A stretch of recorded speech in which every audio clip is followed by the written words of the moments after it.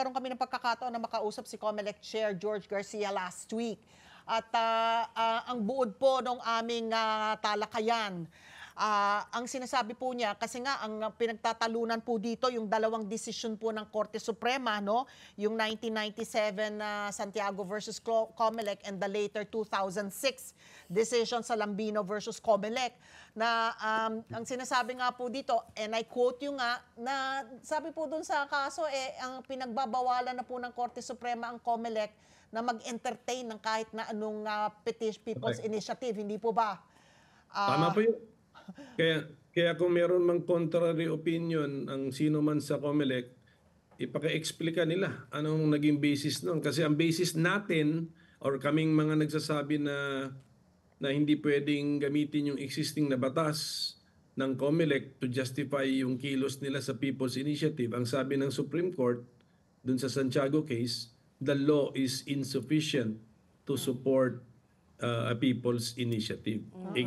Klaro yun ang klaro. Kaya kung meron silang ibang opinion, paki-cite nga kung ano naman yung klaro ninyo na legal basis. Dapat Lambino versus COMELEC po yung cited nila, Senator. Lambino versus COMELEC. So, pagdating na sinabi naman daw contrary ng Korte Suprema that it is sufficient. Pero hindi nila ma-cite kung saan. Nasasabi lang nila yung title ng kaso. Pero saan sa decision hindi nila ma-cite. Kasi actually, kung meron man, ang pinakamagaling na nila na source, legal basis, ay isang resolution, hindi decision resolution sa motion for reconsideration nung natalo sa kaso si Lambino at saka yung pirma. Yung resolution na yun, talo pa rin.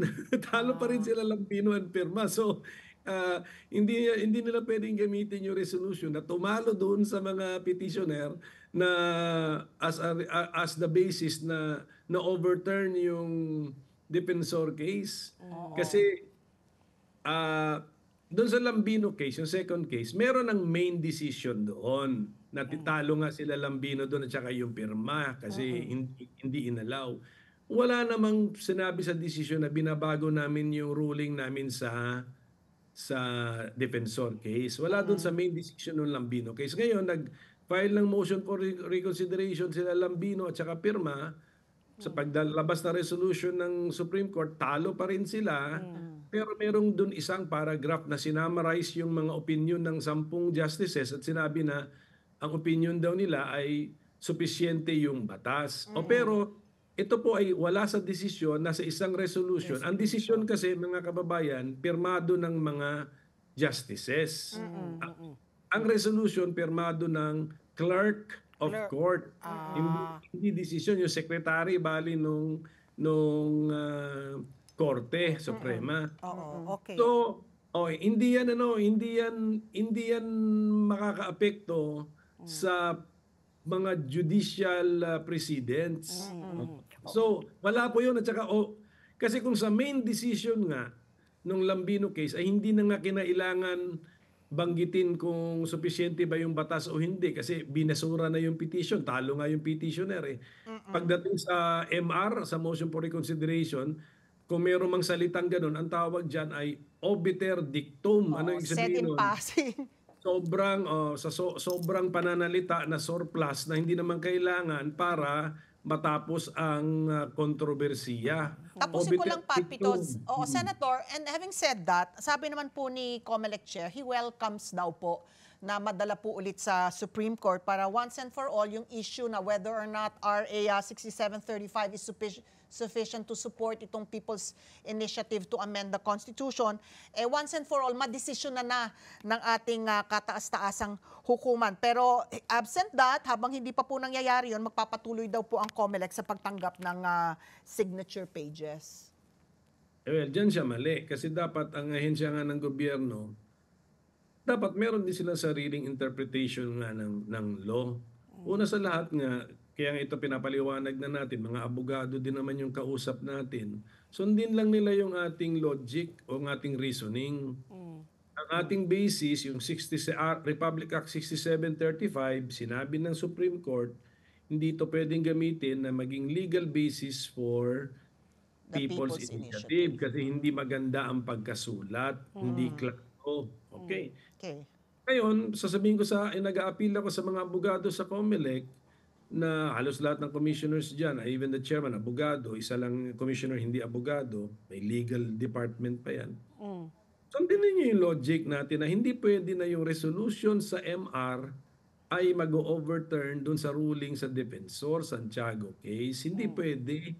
Kasi naman ninyo na yung desisyon, yung main decision sa Lambino case, yung second case, ay hindi niya in-overturn yung ruling sa Defensor case. Okay. Kaya hindi pwedeng dun lang sa MR, sa minute resolution na pirmado lang ng clerk of court na siya pa ang mag-overturn ng Defensor decision na pirmado ng mga justices. Mga justices. Kaya nga, at yung mga ganyang reasoning at doktrina, alam naman ng COMELEC yan ng mga abogado. So bakit ang interpretation nila ay tali yung aming kamay kasi nga in-overturn noong minute resolution na pirmado ng clerk of court ang Defensor case. Mali yun. Kaya dapat sa kanila pa lang, stop na sila.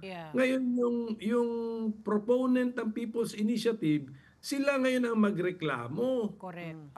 Diba? Ang nangyari, masyado nilang ini-entertain yung proponent ng People's Initiative to the point na nagdududa na tuloy tayo kung kinakampihan ba nila itong mga ito. Yes, oo. So, ito nga, no, Senator Coco, you're very, very vocal, no, na talagang kinukontra niyo po itong People's Initiative.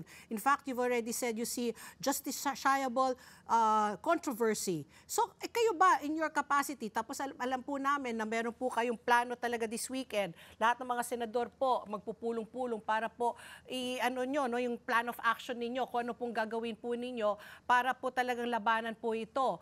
Ano na ho ba ang balak po ng Senado at talagang masasabi na pong binasura nyo na po yung House Bill number 6 po na para pong ipagsama na po yung gusto po sana ng Kongreso? Meron kami sarili kasing resolution of both houses number 6. Yes. Yung pag na-number yan sa amin yun, yan yung finally Senate President, ang title kasi niya RBH 6. So ang ginawa namin ngayon parang suspended animation muna yan, frozen muna yan. Frozen. Kasi nga ang pagpaliwanag sa amin ni Senate President, final naman niya yan in good faith kasi naman nakipag-meeting siya kay President Marcos na nandun naman si Speaker Romualdez. Ang usapan, the Senate will take the lead in proposing amendments or studying amendments on the economic provisions of the Constitution. So, ginawa daw niya yung in good faith yung kanyang part of the agreement. Tapos, meron naman, kung may agreement kasi, ibig sabihin meron kang part, may part din yung kabila, di ba? Mutual. Mutual. Ang part naman dun sa kabila, itigil na ninyo yung People's Initiative na yan kasi nakatago yung real agenda. Pero ibig sabihin kasi ang posisyon ng Senate is alam namin na inisyatibo naman ng House of Representatives yan eh. Kaya ang kausap niya si Speaker, sabi na, sige, ipa-file na namin itong RBH 6. Pero tigil nyo na yung People's Initiative na alam naming inisyatiba ninyo. Correct. Hindi natigil. Hindi tumitigil. Therefore, ang feeling tuloy ni Senate President, merong bad faith dun sa usapan nila. Wala ako ron sa meeting kaya ano lang ito baka hearsay ito na merong bad faith na nagtupad siya immediately pagkasabi na Senate take the lead, file siya agad eh. So in good faith siya. Yung final niya yun yung natataka na docket number na RBH 6 namin. Okay. In good faith, siyempre bagsak yung puso niya, yung spirito niya nung nakita niya na wala namang delivery sa kabila. Tuloy-tuloy pa rin ang People's Initiative.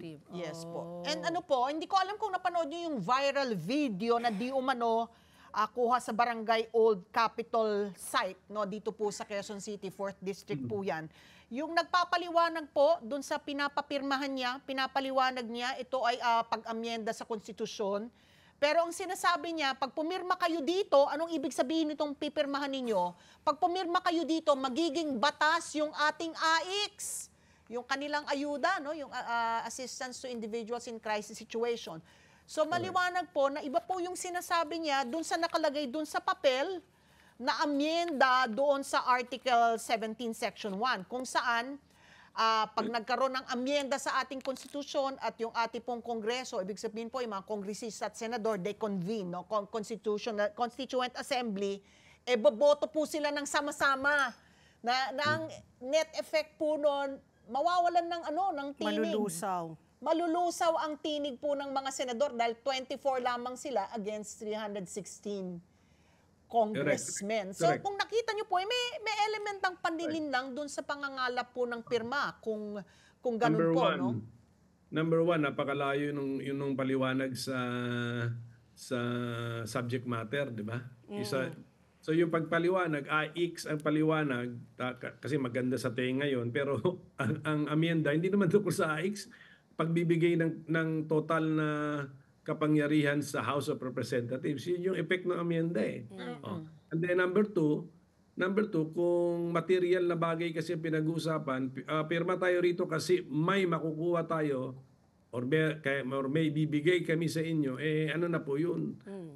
Bagsak na po ang lagapak na yung People's Initiative kasi hindi naman pala tunay yan na nanggaling sa puso at isip ng tao, kundi pala yan binayaran or may suhol. May kapalit. Yun, May kapalit. May kapalit, may suhol. Bawal po yan. I'm sure nung sinulat yung People's Initiative sa ating Constitution, yung mga framers natin, naisip nila bawal yun. Let's get together. Sunday 25. Sunday 25.